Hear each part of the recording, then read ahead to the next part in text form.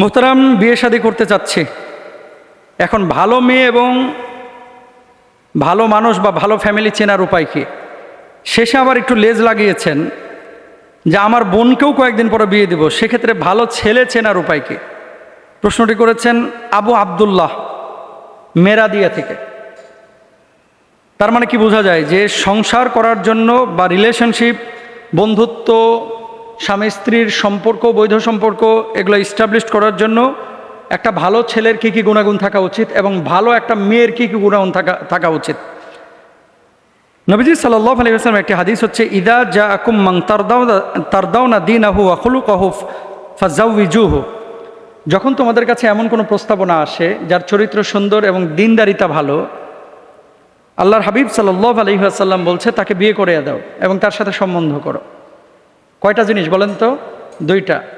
একটা হচ্ছে চরিত্র ভালো, আর 2 নম্বর হচ্ছে যার দিনদারিতা ভালো। আমাদের মূল সমস্যাটা হচ্ছে ছেলে এবং মেয়ে দেখার ক্ষেত্রে প্রথমত আমরা দেখি ছেলে করে কি আর মেয়ে করে কি। ছেলের বাপের মাল আছে কেমন আর মেয়ের বাপের মাল আছে কেমন। আরেকটা জিনিস আমরা প্রায়োরিটি দিই, সেটা হচ্ছে চেহারা। আপনারা এই যে যারাই শুধুমাত্র টাকা আর চেহারা দেখে বিয়ে করছে, এই প্রত্যেকটা ধরা খায়, প্রত্যেকটা। শতকরা আপনি 95 বলতে পারেন। এই জন্য দেখবেন এলাকায় যে মেয়েটার পিছনে 70 জন 80 জন ঘুরছে, এর পারিবারিক জীবনটা ভালো হয় না। ওই মেয়েটা যদি পর্দার সাথে চলতো তাহলে সেই মেয়েটার পিছনে এত ছেলে ঘুরতো না।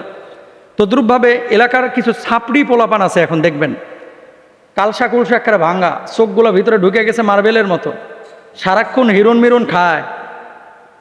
এগুলো আবার দেখবেন মেয়ে পটাইতে উস্তাদ। এলাকার যেগুলো সম্ভ্রান্ত মেয়ে, এরা কেমনে যেন এই কালসা ভাঙ্গা পোলাপান এগুলোরা পটায় ফেলায়। কিন্তু যেটা মেডিকেলে পড়ে, যেটা ডাক্তার, যেটা ইঞ্জিনিয়ার, এরা আবার মেয়েটে নিয়ে এতটা ভাবে না অনেকে। এদের কপালে একটু কালো অথবা একটু মোটা মেয়ে আসে, কিন্তু দিনদার হলে এদের পরিবারগুলো সুখের একটা মাধ্যম হয়ে দাঁড়ায়। আমি যে কথা বলতে চাচ্ছি, কালসা ভাঙা হলেই বা চেহারা সুরত খারাপ হলেই একটা পরিবার অশান্তি হবে বা একটা পরিবারে আপনার সুন্দর পরিবার গড়া সম্ভব হবে না, ব্যাপারটা এরকম না। যেই মূল নীতিগুলোর উপরে ভিত্তি করে আপনি সম্পর্কটা গড়বেন, 1 নম্বর হচ্ছে দিনদারিতা, আর 2 নম্বর হচ্ছে চরিত্র। তাহলে চরিত্রের ভালো ছেলে কে? যে নামাজ পড়ে, যে দিনদার, যে মানুষকে ঠগায় না, যে মিথ্যা কথা বলে না, যে প্রতারণা করে না, যে মানুষের সাথে গালমন্দের আচরণ করে না, যে রেসপন্সিবিলিটি, বাপমার প্রতি দায়িত্বশীল, এরকম ছেলেকে বিয়ে করেন। এখন আপনারা শুধু দেখছেন ডাক্তার, শুধু দেখছেন ইঞ্জিনিয়ার, শুধু দেখছেন বড় বক্তা, খতিব, দেখছেন বিশাল পয়সাওয়ালা চেয়ারম্যান সাহেবের ছেলে। টাকা দিয়ে সুখী হওয়া যায় না। টাকা দিয়ে যদি সুখী হওয়া যায় তো পৃথিবীর সমস্ত কোটিপতিরা আজকে দুনিয়াটাকে জান্নাতের মতো বানায় ফেলতেন। তাহলে সুখের জন্য মানদণ্ড হচ্ছে দিনদারিতা আর সুন্দর আচরণ।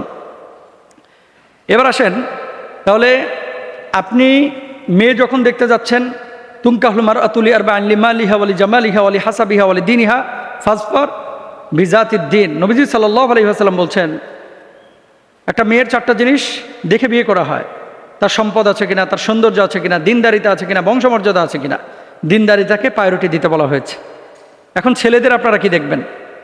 নবীজি সাল্লাল্লাহু আলাইহি ওয়াসাল্লাম ছেলেদের ব্যাপারেও কিছু কথা আমরা হাদিস থেকে পাই। ওসমান রাদিয়াল্লাহু তাআলা আনহুকে 1 জন না 2 জন কন্যাকে নবীজি ওসমান রাদিয়াল্লাহু তাআলা আনহুর হাতে তুলে দিয়েছিলেন, যে কারণে তাকে যুন্নুরাইন বলা হয়। এবং তিনি কি ছিলেন?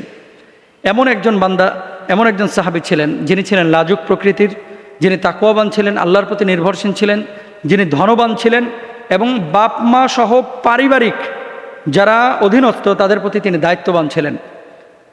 তাহলে দিনদারিতাকে এখানেও নবীজি প্রায়োরিটি দিয়েছেন। তো নবীজি যেই দিনদারিতার কারণে তার 2 কন্যাকে ওসমানের হাতে তুলে দিয়েছেন, আপনি আপনার মেয়েটাকে কেন আপনার যার হাতে তুলে দিবেন তার চরিত্র এবং দিনদারিতা আপনি দেখবেন না? আজকের বাপমারা ম্যাক্সিমাম ধরা খায় শুধু মাল আর চেহারা দেখার কারণে। মাল আর চেহারা দেখে সুখী হওয়া যায় না। সুখী হতে দিন লাগে, সুন্দর চরিত্র লাগে, তাকওয়া লাগে, আল্লাহ ভীরুতা লাগে, রেসপন্সিবিলিটি, দায়িত্ববোধ লাগে। এরপরে আপনি চেহারা স্রোত দেখবেন, অবশ্যই দেখবেন, দেখবেন না কেন? আল্লাহ তাআলা আমাদের বোঝার তৌফিক দান করুন। আমি দোয়া করব যারা নতুন বউ খুঁজতেছেন, যারা জামাই খুঁজতেছেন, আল্লাহ যেন আপনাদের ভালো জামাই এবং বউয়ের ব্যবস্থা করে দেন, স্ত্রীর ব্যবস্থা করে দেন। আমিন।